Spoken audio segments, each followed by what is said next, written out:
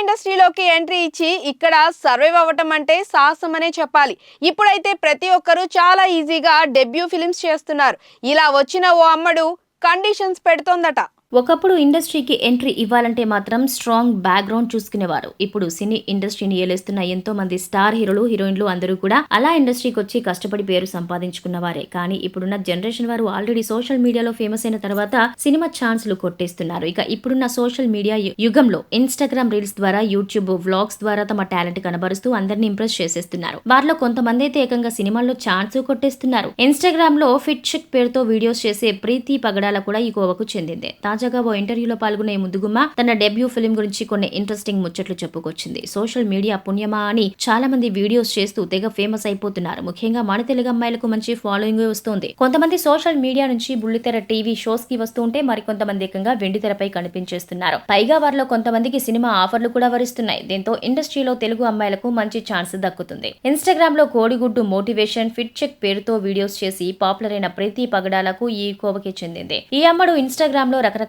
Dresses వేసుకుంటూ fit check అంటూ videos చేస్తుంది. ముఖ్యంగా ఈమె తన అమెరికన్ యాక్సెంట్ లో క్యూట్ గా మాట్లాడుతూ అందరినీ ఇంప్రెస్ చేసేసింది. సోషల్ మీడియాలో ఈమెకు ఫాలోయింగ్ కూడా బాగానే ఉంది. ఇక ఇప్పుడు ఈ అమ్మడు త్వరలో వెండి తెరపై కనిపించనుంది. పతంగ్ అనే సినిమాలో హీరోయిన్ గా చేస్తోందట ప్రీతి పగడాల. తాజాగా ఒక ఇంటర్వ్యూలో ముచ్చటించిన ఈ అమ్మడు సినిమాలో తన ఎంట్రీ గురించి కొన్ని ఇంట్రెస్టింగ్ మాటలు చెప్పుకొచ్చింది. సినిమాల్లో గ్లామరస్ ఇంటిమేట్ సీన్స్ చేయడంపై మీ ఒపీనియన్ ఏంటి అని అడిగినప్పుడు ప్రీతి మాట్లాడుతూ, నేను ఈ ఫీల్డ్ లోకి వస్తానన్నప్పుడు మా నాన్నగారు ఒక కండిషన్ పెట్టారు. గ్లామరస్ రోల్స్ ఓకే, కానీ లిప్ లాక్ సీన్స్ మాత్రం చెయ్యొద్దు అన్నారు. ఆయన నాకు ఇంత ఫ్రీడమ్ ఇచ్చి నా కోసం ఎన్నో చేశారు కాబట్టి ఆయన కోసం నేను ఇదొక్కటి ఎందుకు చేయకూడదు అని డిసైడ్ అయ్యాను. అందుకే లిప్ లాక్ సీన్స్ కు నో చెప్తానంటూ చెప్పుకొచ్చింది ఈ అమ్మడు. ఏదేమైనా ఇలా తెలుగు వారిని ఎంకరేజ్ చేస్తూ వారికి సినిమా అవకాశాలు కల్పిస్తుంటే మాత్రం ఇండస్ట్రీలో ముందు ముందు ఎంతో మంది మంచి మంచి హీరోయిన్స్ వస్తారని చెప్పడంలో ఏమాత్రం సందేహం లేదు.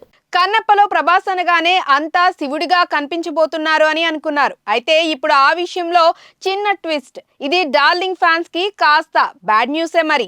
మంచు విష్ణు టైటిల్ రోల్ పోషిస్తున్న కన్నప్ప షూటింగ్ తాలూకు ముఖ్యమైన షెడ్యూల్ న్యూజిలాండ్లో జరిగిన సంగతి విదితమే. తన కెరీర్లోనే కాదు, మోహన్ బాబు ఫిలిమిగ్రఫీలో అత్యంత భారీ బడ్జెట్ రూపొందుతున్న ఈ epic multi starrer casting list చూస్తేనే ఆడియన్స్ మతులు పోతున్నాయి. ప్రభాస్ ఇందులో శివుడిగా, నయనతార పార్వతిగా కనిపిస్తారని ప్రచారం ముందు నుంచి జరిగింది.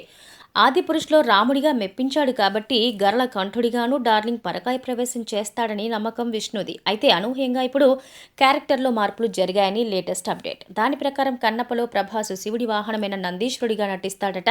శివుడిగా అక్షయ్ కుమార్ ని లాక్ చేశారని తెలిసింది. ఓ మై గాడ్ 2లో ఆల్రెడీ ఇలాంటి పాత్రలో భేష్ అనిపించుకున్నాడు కాబట్టి సానుకూల స్పందన వచ్చిందట. కల్కి 2898 ఏడీలో శ్రీ విష్ణువు అంశతో కూడిన భైరవగా చేస్తున్న తరుణంలో మళ్లీ కన్నప్పలో మహాశివుడిగా అంటే ఇబ్బంది అవుతుందని భావించి ప్రభాస్ వైపు నుంచే మార్పు కోసం రిక్వెస్ట్ వచ్చిందట.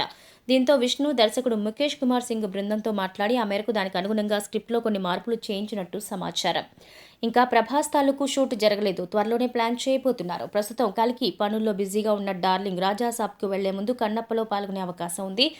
మోహన్ లాల్, శివరాజ్ కుమార్, బ్రహ్మానందం తదితరులు తారాగణంతో భారీగా రూపొందుతున్న కన్నప్పని వచ్చే ఏడాది విడుదల చేసేందుకు ప్లాన్ చేస్తున్నారు.